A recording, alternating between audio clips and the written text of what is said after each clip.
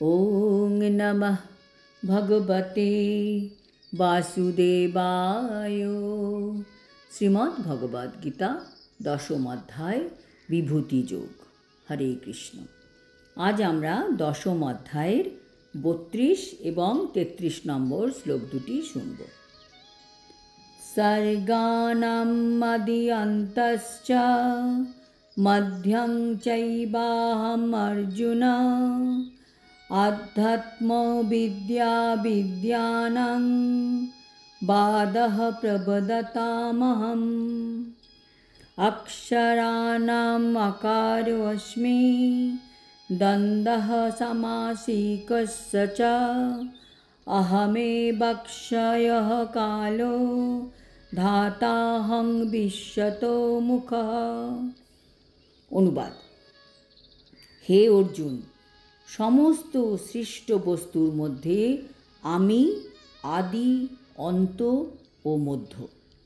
সমস্ত বিদ্যার মধ্যে আমি অধ্যাত্মবিদ্যা এবং তার্কিকদের বাদ, জল্প ও বিতণ্ডার মধ্যে আমি হচ্ছি সিদ্ধান্তবাদ।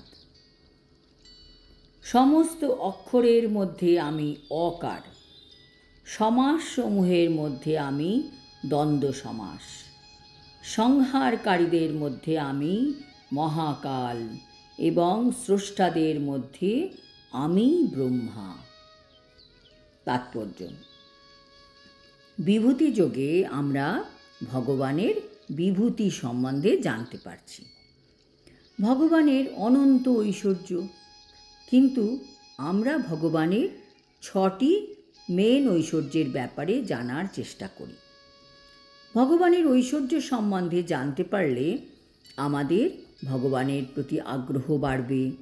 তাই অর্জুন ভগবানের কিছু ঐশ্বর্যের ব্যাপারে ভগবানের শ্রীমুখ থেকে আমাদের জানানোর চেষ্টা করছেন, যাতে আমরা ভগবানের প্রতি আরও বেশি আকৃষ্ট হই।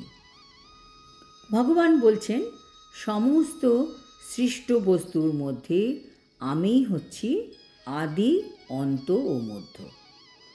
সব বস্তুর মধ্যে ব্রহ্মাণ্ড হচ্ছে সব থেকে বৃহৎ। সেই ব্রহ্মাণ্ডের আদি অর্থাৎ সৃষ্টিকর্তা ব্রহ্মা, পালনকর্তা বিষ্ণু, এরা সকলেই শ্রীকৃষ্ণের অবতার, গুণাবতার। যেহেতু ব্রহ্মাণ্ডের আদি, অন্ত ও মধ্য বিষ্ণু, কাজেই ব্রহ্মাণ্ডের সব কিছুর আদি, মধ্য, অন্ত কৃষ্ণই হবেন। যত ভগবানের সৃষ্টি হয়েছে তার মধ্যে সমগ্র জড় উপাদান সবার প্রথম সৃষ্টি হয়। পূর্বেই ব্যাখ্যা করা হয়েছে, মহাবিষ্ণু, গর্ভদক্ষায়ী বিষ্ণু ও ক্ষীরোদক্ষায়ী বিষ্ণু এই জগতের সৃষ্টি ও পরিচালনার কাজ করেন এবং তারপর পুনরায় শিব তার প্রলয় সাধন করেন। ব্রহ্মা হচ্ছেন গৌণ সৃষ্টিকর্তা। সৃষ্টি, স্থিতি ও প্রলয়ের এই সমস্ত প্রতিনিধিরা পরমেশ্বর ভগবানের গুণাবতার। তাই তিনি সমগ্র সৃষ্টির আদি, মধ্য এবং অন্ত। ভগবান আরও বলছেন, সমস্ত বিদ্যার মধ্যে আমি হচ্ছি অধ্যাত্মবিদ্যা। অন্যান্য যেসব বহু বিদ্যা আছে তা হচ্ছে নকল বিদ্যা। সেই সব বিদ্যা শেখারও দরকার আছে রোজগারের জন্য, কিন্তু উন্নত মানের শিক্ষার জন্য জ্ঞানের বহুবিধ গ্রন্থ আছে, যেমন চতুর্বেদ, তাদের অন্তর্ভুক্ত স্বরদর্শন, বেদান্ত সূত্র, ন্যায়শাস্ত্র, ধর্মশাস্ত্র ও পুরাণ। সুতরাং শিক্ষামূলক গ্রন্থের সর্বসমেত 14টি বিভাগ রয়েছে। এগুলির মধ্যে যে গ্রন্থ অধ্যাত্মবিদ্যা বা পারমার্থিক জ্ঞান পরিবেশন করে, বিশেষ করে বেদান্ত সূত্র শ্রীকৃষ্ণের প্রতীক।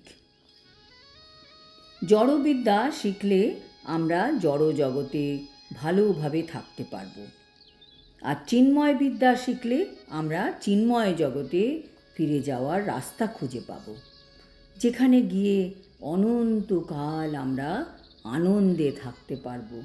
এই জড়জগতে আমরা কি আনন্দে আছি? কৃষ্ণ আবার বলছেন, তার্কিকদের বাদ, জল্প ও বিতণ্ডার মধ্যে আমি হচ্ছি সিদ্ধান্তবাদ। ন্যায়শাস্ত্রে তার্কিকদের মধ্যে তর্কের বিভিন্ন স্তর আছে। বাদী ও প্রতিবাদীর যুক্তিতর্কের সমর্থনে সাক্ষ্য বা প্রামাণিক তথ্যকে বলা হয় জল্প। পরস্পরকে পরাস্ত করার প্রচেষ্টাকে বলা হয় বিতণ্ডা। আর চূড়ান্ত সিদ্ধান্তকে বলা হয় বাদ। এই চূড়ান্ত সিদ্ধান্ত হচ্ছে শ্রীকৃষ্ণের প্রতীক। 33 নম্বর শ্লোকে ভগবান তার আরও ঐশ্বর্যের প্রকাশ বলছেন। এবং আমরা এতক্ষণ দেখতে পেলাম সমস্ত জিনিসে বিষয়ের মধ্যে যা শ্রেষ্ঠ সেইগুলিই কৃষ্ণের প্রকাশ। কৃষ্ণের সহায়তা ছাড়া কোনো কিছু শ্রেষ্ঠ হতে পারে না। তাই যা কিছু শ্রেষ্ঠ তা কৃষ্ণের প্রকাশ। বৈদিক সাহিত্যের প্রথম অক্ষর হচ্ছে অকার। অকার ছাড়া কোনো শব্দের উচ্চারণ সম্ভব নয়।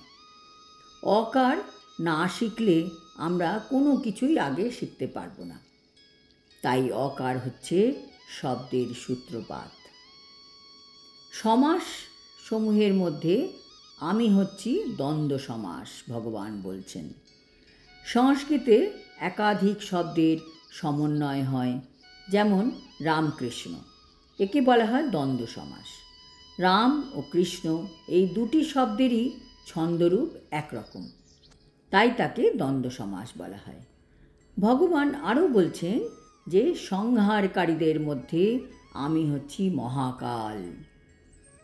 কালই হচ্ছে সমস্ত বিনাশকারীদের মধ্যে চরম, কারণ কালের প্রভাবে সব কিছুরই বিনাশ হয়। কাল হচ্ছে শ্রীকৃষ্ণের প্রতিনিধি। কালক্রমে এক মহা অগ্নিপ্রলয়ে সমস্ত সৃষ্টি ধ্বংস হয়ে যাবে।